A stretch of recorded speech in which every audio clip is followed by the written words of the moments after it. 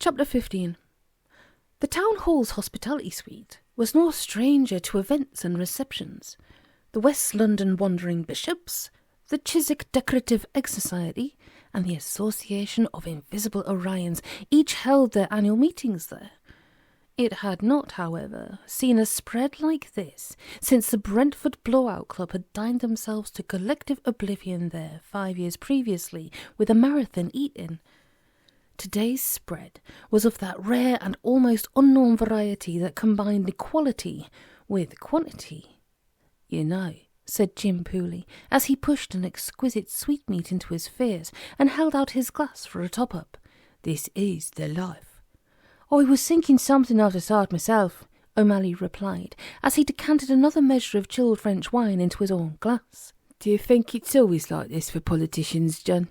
O'Malley perused the congregation. Those present looked very much at ease and pretty much at home. "Can one still buy one's way into Parliament?" Jim asked. "Seems like a decent enough job for a married man." "Definitely not!" The image of Pooley giving forth across the floor of the houses, while Jennifer Naylor laced herself into the French maid's outfit and plumped up the pillows of the marital bed, had O'Malley cringing. As if at a psychic summons, the future Mrs. Pooley approached them through the crowd. "I shall turn a blind eye to your presence if you remain sober, but any trouble, and out you go." O'Malley raised his glass and smiled his winning smile. "This is all very impressive," he said. "You have a flair for organisation. To have arranged all of this so quickly. Remarkable. The Olympic Games in Brentford. Who'd have thought it?" Jennifer Naylor glanced from John to Jim and back again. "The odds against it must be something in the nature of 1,000,000 to 1, wouldn't you say?" "I'm not a betting man," said O'Malley, in all truth. Jennifer Naylor smiled. "You have so few vices, Mr. O'Malley." John offered the beautiful woman a canapé. "This is a glorious spread," said he. "A nouvelle cuisine, bellybuster no less." He turned the bottle of wine in his hand and marvelled at the vintage. "And I thought that the council was down to its last few bob." "It is," said Jennifer, dabbing her lips with a napkin. "This function has been privately funded." "Indeed? And might I ask by whom?" "I really wish I knew." The wistful tone in Jennifer's voice and the faraway look in her eyes were not lost upon John, who felt a sudden pang of jealousy. "Miss Naylor," interrupted Mavis Peake, "sorry to tear you away from your friends, but the Minister for Trade and Industry would like a word." Jennifer Naylor smiled down between her cleavage to her frustrated associate. "Why, thank you, dear," she said, steering her breasts close by Mavis's nose. "If you will excuse me, gentlemen." "Your servant, ma'am," said Jim Pooley.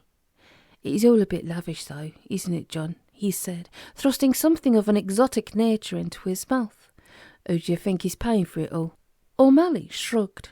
"I haven't the faintest idea, but it's big money, big out-borough money. I suggest we mingle, Jim. Keep our eyes and ears open."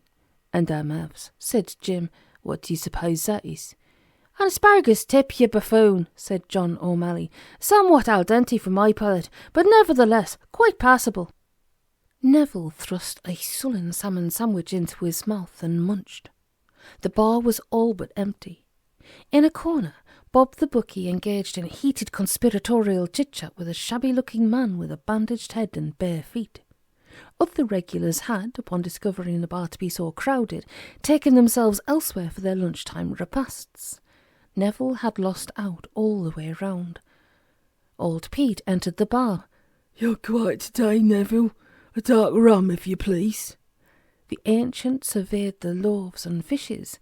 "Jesus been in then?" he asked. Neville was not amused. "Members of Parliament, as it happens," he said. It sounded equally far-fetched. "Heads of state. Have a sandwich." "Thank you." Old Pete took two. "Heads of state, eh?" "Truly," said Neville, handing old Pete his rum and accepting the exact price in pennies and halfpennies. "So I suppose that would be the pundit Nehru himself over there, chatting with Bob." Old Pete applied himself to the salmon sandwich. "Any ketchup?" he asked. Neville thrust the official itinerary towards old Pete. "Doubting Thomas," he murmured. The elder statesman cocked a wizen over the schedule. "It reads like a drunkard's day out in paradise. How much are the tickets?" "Free," said Neville, turning away to replenish the bottle on the rum optic. "If you have the itinerary, you get in free. Privileged rat bags. Unto those that have it shall be given, and unto those that have not." He turned back, just in time to see old Pete hobbling at speed out through the door and off down the street.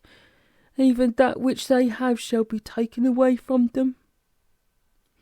The exhibition hall had undergone a dramatic facelift. Gone were the nicotine paintwork and fusty curtains. Gone too the clapped-out benches and several hundred excruciating watercolours, the work of budding local artists, which had graced the walls for a 12-month. What had previously been a grim, foreboding edifice was now bright and vital, a visual symphony of post-modernist primaries and soft pastels. The Victorian marble floor, previously capable of turning a whisper into a public broadcast and a footstep into a thunderclap, was lost beneath tiles of now audio-soluble polysilicate, which effectively swallowed up the sounds of footfalls, harmonised the acoustics, and offered cushioned comfort to the visitor's feet. In the centre of the floor stood the model town of Brentford, with its great five-pointed companion perched above. It looked very much the way Bethlehem must have looked upon that first Christmas, although slightly less upmarket. Lines of VDUs, literally overflowing with user-friendliness, displayed the minutiae of detail, specifications, stress factors, variables, coefficients of linear expansion, quantum mechanics. On the far wall, the Buddha's Roll of Honour was lost behind an enormous video screen upon which, portrayed in advanced computer graphics of a three-dimensional kind, the projected stadium assembled and disassembled itself again and again and again. Below this, and flanked by two ex-sumo wrestlers ladled in security guards' uniforms, stood a tall, transparent cylinder, and within this floated the slim disc of gravitite. In front of this, a large red sign put the security-conscious visitors' minds at rest. For, should a would-be felon succeed in overpowering the guards, dynamiting his way through the 2-inch plexiglass, setting off the numerous alarms and bringing down the steel portcullises, he would still have the laser beams and the poison gas to deal with. The double doors from the hospitality suite swung open, and the Whitehall chappies, now in various stages of inebriation, entered in a rowdy concourse. In their wake strolled Pooley and Omally. "Holy mackerel," said Jim. "This is all a bit sudden. I was down here a week ago and there was no talk then of redecoration." Omally just whistled and shook his head. The Whitehall types, several clinging amorously to their female assistants, and all with equal passion for their glasses, swarmed amongst the exhibits, cooing and eyeing.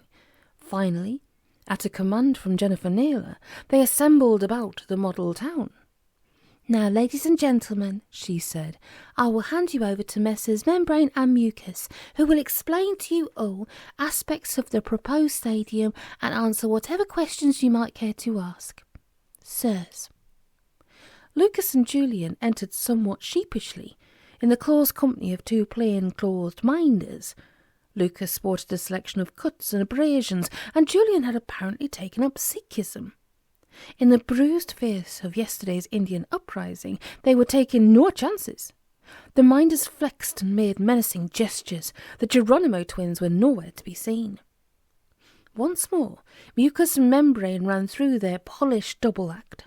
If anything, it had become even more polished, and by the time they had concluded and were preparing themselves to meet the bombardment of questions from the excited ministers, Omally, for one, was convinced that the battle had been won. Julian and Lucas knew this to be a fact. They had spent the morning at the Ministry of Defence demonstrating the wonders of gravitite. Contracts had already been signed to the effect that in exchange for the formula, the government would give the games a go-ahead and defray all costs that the transfer from Birmingham to Brentford would involve. This meeting was nothing more than a formality. "How long would construction take?" "Something less than a month." "Who's going to pay for the actual stadium?" "Our client." "When will we meet him?" "Regretfully, never. Our client is a millionaire recluse and seeks no publicity." "The sites where the legs are to be erected. Has planning permission been granted?" Lucas and Julian looked painfully at one another. "It has now." Do you think you could run through the locations of the sites just once more for the record? Certainly. Now, as I have said, these were unwanted parcels of land sold off by the council to our client. When the game's finished, they will be returned to the borough. Such is the nature of our client's philanthropy. And the sites are? Julian outlined the proposed sites. West Point, area of wasteland beside car park in Butts Estate. Northwest Point, disused works car park in Brook Lane North. Northeast Point, area of wasteland in corner of park, Clay Ponds Lane. East Point, foreshore area to east of Griffin Island. South Point, abandoned boatyard next to underdeveloped area known as Cider Island. Abandoned boatyard next to undeveloped area known as Cider Island. The words took a moment or two to sink in before Pooley and Omally started in simultaneous horror. Thrusting their way through the crowd, they gaped at the model town. There, sure as sure, the southern leg of the great stadium reached down and pierced a half-sunken barge in the abandoned boatyard, the half-sunken barge which was the headquarters of the P&O line. "Excavations will begin on Monday," said Lucas Mucus. "The legs will be up by the following weekend."